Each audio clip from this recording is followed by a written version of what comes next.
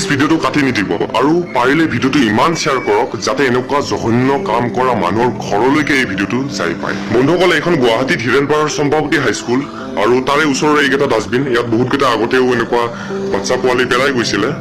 তো আপোনালোকে দেখিব পাৰিছে তাত এজন মানুহে পেচাব কৰি আছে অলৰেডি, আৰু তাতেই দুটা বাচ্চা পেলাই গৈছে। যোৱাকালি এটা মই পাইছিলো, যোৱাকালি মই গম পোৱা নাছিলো যে আৰু পেলাই গৈছিল। তো ইয়াত মানুহে পেচাব কৰি আছে, আপোনালোকে দেখিব পাৰিছে ইয়াতে দুটা বাচ্চা পেলাই গৈছে। যিয়ে এনেকুৱা কাম কৰে আপোনালোকৰ ইমান বেয়া দিন নাহক যাতে ভোকত আপোনালোকে কাৰোবাৰ পেচাব খাবলগীয়া হয়। এই বাচ্চা কেইটাই কিমান দিন ভোকত আছে নাজানো, এই ফিল্ডত আপোনালোকে এনে পেলাই গৈছে, যিয়ে পেলাই গৈছে ভোকত তেওঁলোকে মানুহে যেতিয়া পেচাব কৰি যায় সেই পেচাব খাই আছে। অলপমান মানুহ হবলৈ শিকক। আপুনি নিজে মৰম নকৰে নাই, কিন্তু এই বাচ্চা কেইটাৰ মাকেতো গাখীৰ খুৱাই আছিল ন, সেই মাকৰ পৰা কাঢ়ি আনি আপুনি ইয়াত পেলাই চিপিয়ে কিয় পেলাই গৈছে? এইপিনে ডাষ্টবিনটো আছে, ৱালৰ এইপিনে ডাষ্টবিনটো আছে, তো এইপিনে পেলাই গৈছে আপুনি। কি খাব ইয়াত? ঘাঁহ খাব নেকি?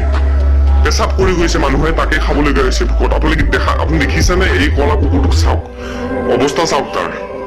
আপুনি দিনটোত 100 বাৰ পূজা কৰক, 100 বাৰ নামাজ পঢ়ক, 100 বাৰ যীশুৰ আগত প্ৰাৰ্থনা কৰক, বিশ্বাস কৰক আপোনাৰ অন্তৰত যদি এনেকুৱা প্ৰাণীৰ প্ৰতি, এনেকুৱা অসহায় প্ৰাণীৰ প্ৰতি অকমানো যদি সহানুভূতি নাই, তেনেহলে কোনো ভগৱান, কোনো আল্লাহ, কোনো যীশুৰ অন্তৰতো আপোনাৰ স্থান নাই। কাৰণ ভগৱান আল্লাহ যীশুৱে অকল মানৱতা ভাল পায়, মানৱতাক ভাল পায়। বিশ্বাস কৰক তেওঁলোক বহুত ভাগ্যৱান যিসকলৰ ঘৰত এনেকুৱা নিষ্পাপ নিমাত প্ৰাণীবোৰে স্থান লয়। কাৰণ এওঁলোকেই ভগৱান আল্লাহ যীশুৰ এটা অৱতাৰ। কাৰণ আপুনি নজনাকৈয়ে এই প্ৰাণীবোৰে আপোনাৰ পৰিয়ালটোক সুৰক্ষা দি আছে। দৃষ্টিভংগী সলনি কৰক, কাৰণ বহুতো ধাৰ্মিক গ্ৰন্থত প্ৰকাশ আছে যে এনেকুৱা প্ৰাণীৰ ৰূপতো ভগৱানে অৱতাৰ লৈ থাকে। গতিকে ভগৱানক পাবলৈ আপুনি দিনটোত 10 বাৰ জিজাছ আল্লাহ ভগৱানক প্ৰাৰ্থনা কৰাৰ দৰকাৰ নাই। ভগৱান ইয়াতে আছে, মাথো দৃষ্টিভংগীৰ সলনি কৰক। কতো ভগৱান ঈশ্বৰ জিজাছ আল্লাহক বিচাৰি যোৱাৰ দৰকাৰ নাই, ভগৱান ইয়াতে আছে, মাথো দৃষ্টিভংগী সলনি কৰক।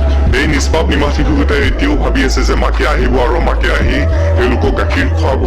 তেওঁলোকে এটা ছেকেণ্ড ছটফটাই আছে পেটৰ ভোকত, আৰু সেই এটা ছেকেণ্ড আপোনাৰ জীৱনৰ বাবে এটা অভিশাপ। বন্ধুসকল, বেয়া মানুহক বুজাইতো একদমেই লাভ নাই, কাৰণ বেয়া মানুহে কিবা নহয় কিবা এটা বাহানা দিয়েই দিব।